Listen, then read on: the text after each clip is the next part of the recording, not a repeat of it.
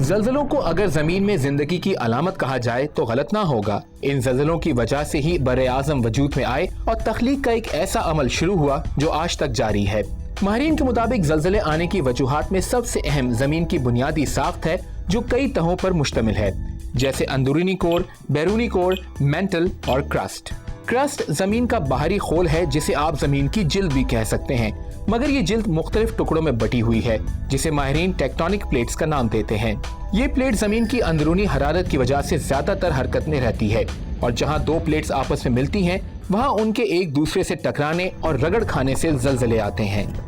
زلزلہ زمین کا اندرونی دباؤ نکالنے کا ایک قدرتی طریقہ ہے، اور ہر سال لاکھوں کی تعداد میں زلزلے آتے ہیں جن میں سے کچھ تو ہمیں محسوس بھی نہیں ہوتے۔ زلزلے کی پیش گوئی کرنے کا کوئی طریقہ اب تک معلوم نہیں کیا جا سکا، اس لیے اس سے بچاؤ کی تیاری کرنا ہی سب سے اہم ہے، جیسے گھر کا ڈیزائن اور ڈھانچہ زلزلہ پروف رکھنا، زلزلے کے دوران گرتی ہوئی چیزوں سے محفوظ رہنے کے لیے لکڑی کی میز وغیرہ کے نیچے پناہ لینا، گھر میں گیس اور دیگر آتش گیر مواد سٹور کرتے ہوئے احتیاط کرنا، کھڑکیوں سے دور رہنا، اور اگر آپ باہر ہیں تو درخت، گھر اور بجلی کے تاروں سے بچنا، اور اگر گاڑی چلا رہے ہیں تو سڑک سے دور رہ کر زلزلے کے جھٹکے ختم ہونے کا انتظار کرنا آپ کو کسی ممکنہ حادثے سے بچا سکتا ہے۔